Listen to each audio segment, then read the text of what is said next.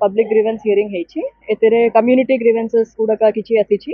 एवं individual grievances गुडका प्राय आसीछि एटा सब grievances most of the grievances जते कि हेइ पारिबो हमर फाइनेंशियल असिस्टेंस एंड ये सब हमें ऑन द स्पॉट रिजॉल्व कलु ता छडा जो ग्रीवेंसेस गुडका वेरिफिकेशन करबा को पड़िबो एवं इंक्वायरी करबा को पड़िबो सेटा करिके लॉजिकल कंक्लूजन निया जिवो। जिलापाल द्वारस्थ होवार कारण है केंद्र सरकार एवं राज्य सरकार आमर ये वरिष्ठ नागरिक मान जो अणदेखा करें कि अणदेखार अर्थ है पेंशन आम केमती पेंशन पाइबू सारा देश में 80 लाख कर्मचारी अच्छा पेंशनर से मैंने 400 टंका 1000 टंका बर्तमान 3000 टंका पर्यंत पेंशन जाइए जड़े लोक 3000 टंका पेंशन रे जड़े कर्मचारी दीर्घजीवन खटिला परे कौन से चलो आउ मान्यवर सुप्रीमकोर्ट आपणकर 15/11/2016 मसीह ऑर्डर कर 9000 टंका मिनिमम पेंशन। आज आमर ईपीएफ पेंशन बाबद आम बहुत सर्वनिम्न पेंशन जोटा कि आम वर्तमान जुगरे 1000 टंका ईपीएफ पेंशन मिलूँ ताकू आम सरकार को आम केंद्र सरकार को आम जिलापाल जरिया सर्वनिम्न पेंशन 9000 टंका आम दाबी पत्र देवाई आज उपस्थित अच्छु आई अवसर रे आम आज आमर 4टा दाबी आम करूँ जोटा कि आम मेमोरेंडम जरिया कलेक्टर को देव सर्वनिम्न 9000 टंका पेंशन तथा वर्धित महंगा भत्ता आमको महंगा भत्ता वर्तमान जुगरे आज जी रिटायर्ड कला सी 10 वर्ष पर जो रिटायर्ड से पाऊ से महंगा भत्ता किसी पाऊनी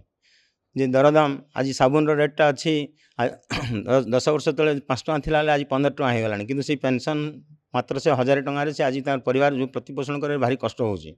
तेणु यही जो पेंशन जहाँ भी मिलूँ तापर महंगा भत्ता आम दाबी करूँ आ 9000 टंका सर्वनिम्न नदेवे जदि वर्तमान परिस्थिति जो प्रकार रेट है आम चलवाटा भारी असंभव हो जाए आम विनीत नवेदन करूँ सरकार को केंद्र सरकार को आम प्रति ध्यान दिंतु से सर्वनिम्न 9000 एवं महंगा भत्ता आ मान्यवर सर्वोच्च न्यायालय सुप्रीमकोर्ट निर्देश अन्यून 9000 टंका मासिक पेंशन देवाई सी ऑर्डर कर जोटा कि आज पर्यंत आमको भविष्य निधि कार्यालय आमको दौनी से आम प्रति जिले में आज सारा ओडिशार आम प्रति जिले में जिलापाल को आम यही मेमोरेंडम दौचु। बीजेपी संपूर्ण भाव में जेई माध्यम समस्त जी जी कंट्राक्टिंग कर गाँ गहली कहते जे आपण मैंने जाई विधायकों सहित मिशंतु विधायकों लेखा छेड़िले आपणकर बिल हम आप कम करें सीधा सड़क विधायक माने पैसा मागुंट आज आमर एटा गोटे पदयात्रा थिला सब वर्ष आमर पदयात्रा हुए ए वर्ष मध्य पदयात्रा थिला एथिरे आज आमर प्रदीप अमा सार जी पूर्वतन मंत्री आमर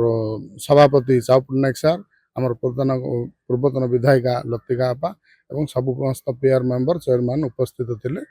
आम जनसाधारण बहुत संख्यार योगदान करते लोकप्रति योगदान करते मान्यवर पूर्वतन मंत्री प्रदीप महात्मा मुख्य अतिथि आपंकर अति आदरणीय श्रीमती लता प्रधान सी मतदान करते बहुत चेयरमैन सरपंच समिति जिला करते